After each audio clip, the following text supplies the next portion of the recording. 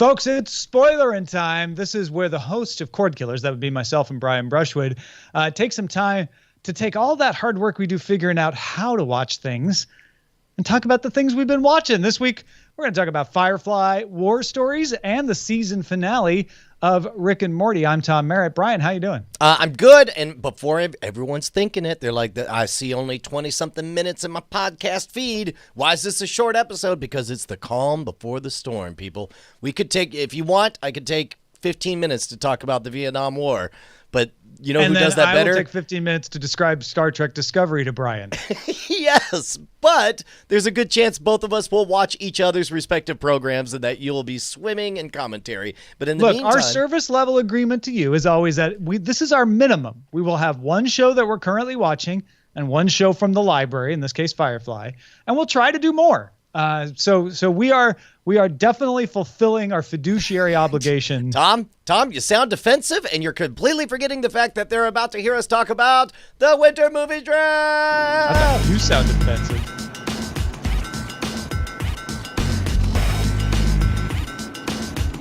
Look, Brian, our team has made $42 million. That's number 2. That is nothing to be ashamed of. No. You know what? My mom used to say, you know what? Number 2 is almost as good as number 1. Also, Flatliners outdrew Stronger and Battle of the Sexes, which is still in limited release. Wait, what? Outdrew. Oh, Stronger. The movie Stronger. Outgrossed, Got it for Total Value. I guess. But. Yeah. All right. Look, Tom, I'd hate to say it. We've spent $20 so far in this game with 2 movies, Lego Ninjago and Flatliners. We've made garbage money. This does not bode well. Flatliners is the number 4 best buy, though, Brian. Out of 6, yes. That's not. Sure. That's not great. Put a different spin on it. That's fine. Just saying. Big and Tall spent more money than us so far, and they're in first. Yeah, but you know what? Team Feline, the lovely Sarah Lane, who we all were laughing at for having vastly overpaid for Blade Runner 2049, sounds like she may be poised to be the last one laughing. Well, okay. Is it worth $75? I still don't know. Did it get 98% on Rotten Tomatoes? Sure. But my wife saw it without me, so I haven't seen it. Not bitter. She said that she respects it as a movie. Uh-oh. She thinks I bet just time out. Let's break this down. Any review that begins with, while I respect it as a movie, ... The next words are never, the action was impeccable, and it was truly transcendent. It's kind of like, now, I don't want to insult you, but... yeah. But you are the greatest performer I've ever seen live. Yeah. She's like, I respect this movie. She thinks the performances from the actors were great. She says that the story itself is interesting. She just knew where it was going the whole time. She never got surprised. That's a bummer because, there's no greater gift in storytelling than surprise. And I wonder, because she also was, she was shocked that people were shocked by The Sixth Sense. She saw it in the theaters, not knowing the twist. And she's like, wait, wasn't it obvious to everybody? So I feel like maybe her movie sense picked up on things that other people didn't. And that's why it's getting such high Rotten Tomatoes ratings, is other people are being, pleasantly surprised by where the plot goes. But she's like, every time they tried to misdirect me, I felt they were misdirecting me, and I was right. All right. Well, I feel like almost certainly we'll talk about this one. Oh, we won't next week because you won't be there. No. Also, I'm pretty sure people should just hold off on buying tickets for it. Yeah. Well, look, I'm not worried about Sarah Lane crushing us. Well, she also follows up 2 weeks from now with My Little Pony. So, and The Mountain Between Us. Yeah, dude. Pretty much from now till the 13th, it's nothing but Sarah Lane money. So give what money you can while you can, because that's her whole roster. All right, let's talk about Rick and Morty season finale, episode 10, season 3. Brian Brushwood, what'd you think? I liked it a lot. I think. Can we kind of make this a referendum on this entire season? Yeah, I'm cool with that too, because this is a good episode. But this episode is very much trying to be a referendum on the entire season. So I think that's fair. Yeah, and there are moments I like the occasional wink and a nod, but it got a little bit belabored where they were explaining to the audience like, yep, classic storytelling element. We've got the core family restructured. I suppose next season it'll be a lot like the first season, only on supercharged. We can streamline a lot of this, that.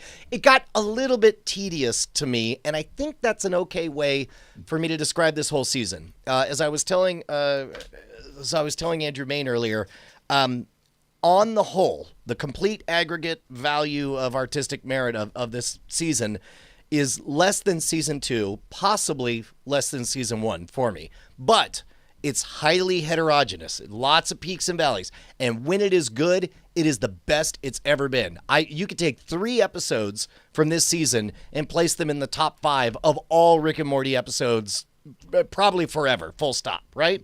Yeah, I would definitely agree with that. And even this episode had some really great scenes right up there in the top 20 scenes, top 50 scenes of Rick and Morty. But this episode itself was heterogeneous. Is that what you said? Yeah, heterogeneous. Yeah, so it's up and down.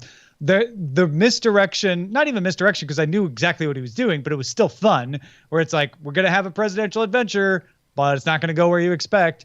That was fun. I like that part. I'm with you that I feel like this entire season has been a gymnastics routine of saying, we know that a third season can be full of perils in self-parody and bogging down and doing the same things over and over again. So we're going to bend over backwards to avoid those traps. And I think they avoided the traps, but sometimes they may have hit a wall. Yeah, and again, I like the occasional postmodern self-referential bit, but it was just a bit much. I liked it when he was fighting the president and called out, like, I'm going to go full Doctor Who in this B, you know? My first reaction was to like that. My second reaction was, they just removed the veil. Yeah, right? Well, and right? plus also... it's not jumping the shark. It's a different thing. But it's sort of like, you just called out the secret thing that's great. Yeah, but also the the whole U.S. government's alternative, they did the crappy Stargate version of a portal or whatever. They were constantly asking the question, like, what do you do with an invulnerable God man who is not really a U.S. citizen, and so on. By asking so much of that, I don't know. It kind of ruined the scale of a lot of things for me. Yeah, I had a different way of formulating it in my mind, but in the end, I think I came to the same place, which enjoyed the season, had some great times, still unsure about all of it, and that they can keep the momentum going, because for me, that idea of Rick is the dangerous god that the government can't contain, that is a trope that Rick and Morty usually nail.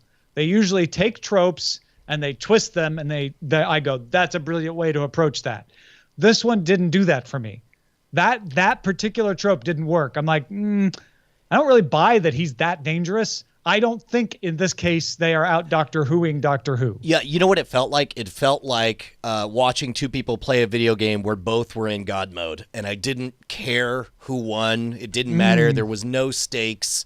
And compare that to the end of season 2, where they made me believe that Rick Sanchez was an emotionally broken man, and when you saw a bird person die, you knew he was dead forever, dead. And you felt the stakes of the betrayal and the loneliness, and then when he gave himself up, like, it was dark and lonely, and I bought it, and I didn't buy anything about this episode. Which yeah, what about Beth as clone, which they're definitely trying to make us doubt? They're trying too hard. They're jerking themselves off at this point, right? It's like they're just, we get it. Yeah, it's real smart, and and even the thing at the end, was it entirely clear? Did they give a message that I missed to indicate whether or not Fishing Rick was their Rick, wearing a fishing hat, or? Oh yeah, no, he gave the hat back to Jerry. Yeah, okay, and so he tried to go to a different planet and then just ended up going back to his own No, family? I assume that he just said, I'll figure this out with the president by pretending to be another Rick. Okay, all right, yeah. But I mean, maybe I'm underinterpreting it. No, Maybe well, and then that's the more problem, right? Is like this show has like I intentionally didn't take it at face value, trying to figure out the deeper hidden meaning, and it turned out there was none, and I ended up wasting my time because I can't tell what game they're playing. At least Doctor Who lets you know this episode takes place in a box, and it's a magic box where he's not a man god. So there's real stakes, and you can believe it for this one episode. And it's like, at least do that for me, you know? And in this case, it was just... They never did that. They never took me out of it. And as a result, I felt like there was no stakes and nothing really mattered. Listen, if I'm going to sit down and someone's going to say, you can weep out of despair, you can laugh uncontrollably out of glee, or you can snicker to yourself, I'm going to choose laugh uncontrollably. But if they say, man, laugh uncontrollably is off the table, you can snicker to yourself or weep out of despair, I'll choose snicker to myself. And that's what this season is for me. It's good. It's the snicker to myself. It just isn't the laugh uncontrollably that seasons 1 and 2 were. Daniel J. Newman in the chat says, can Summer get her own spinoff show? I don't know that I would watch a whole series about Summer, but I would definitely watch one full episode of nothing but Summer. Just taking us in a grounded, like at this point, Morty has turned bitter and some of the godness has rubbed off on Morty. He understands that he's bigger than this world and all that stuff. And it's like, I wouldn't be surprised if, Morty mounted a rescue on a Rick or whatever. Whereas like Summer is just smarter than we had ever seen her early on, much more grounded and jaded, but also the most human character in the entire show. I relate more to Summer than anyone else in the entire show right now. You want some summertime? Yeah, yes, that they could even call it that. I won't even be mad. Yeah, I honestly, I mean, and that is one of the great testaments to Rick and Morty is the character growth has been great in this season. I've changed what I think about Rick Sanchez. I've certainly changed what I think about Morty and Summer and Beth and even Jerry. Jerry probably got the least character growth because he was, stuck being bachelor in his horrible apartment the whole time. Yeah.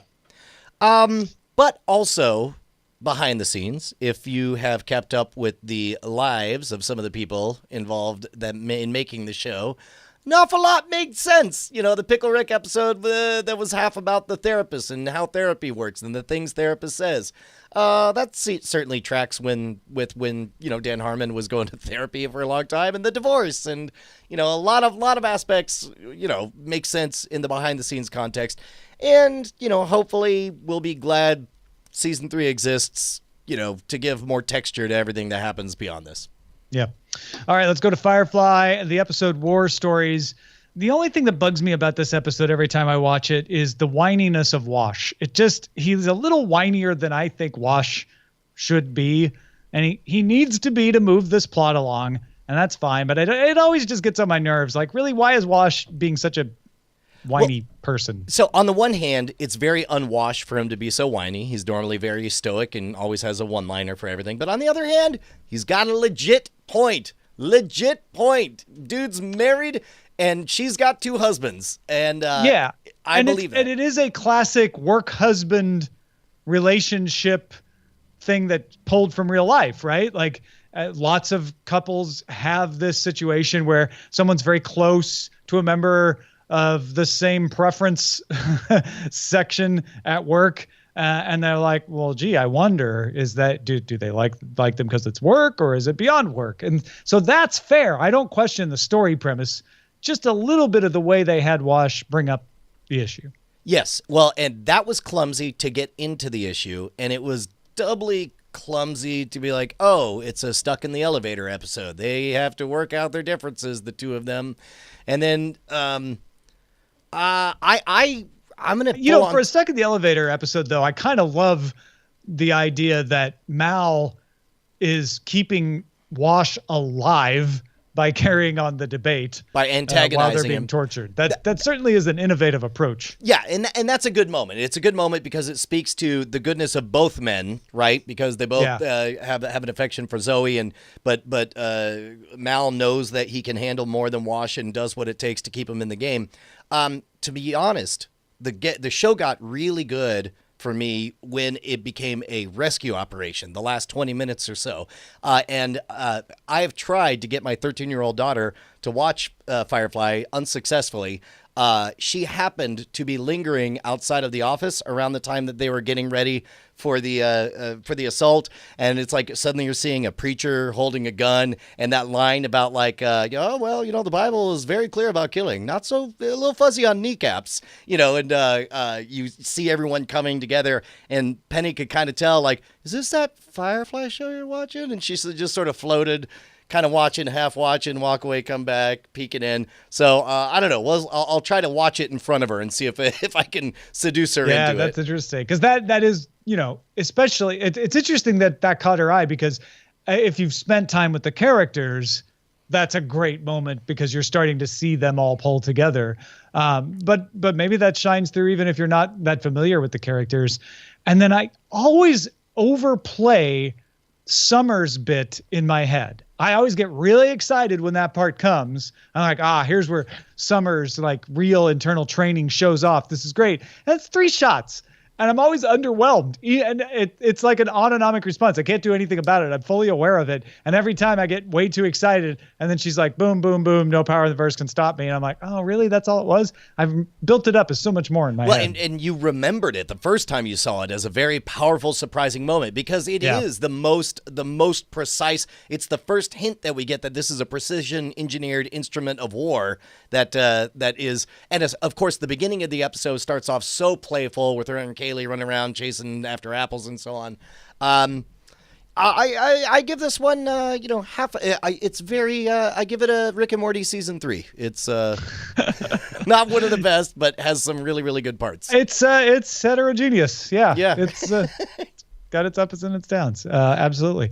Well, that is it for this episode of Spoiler in Time. Thanks everybody for supporting us and watching stuff with us. I know a lot of you would like us to talk about Star Trek Discovery. The premise has always been that Brian and I have to both watch stuff. So that may yet happen, or we may yet find another opportunity for that to happen. We'll think on that. And same goes for the Vietnam series on PBS. I need to get around to that. But in any case, thank you for supporting us at patreon.com/Cordkillers. We'll spoil you next time. Love you guys.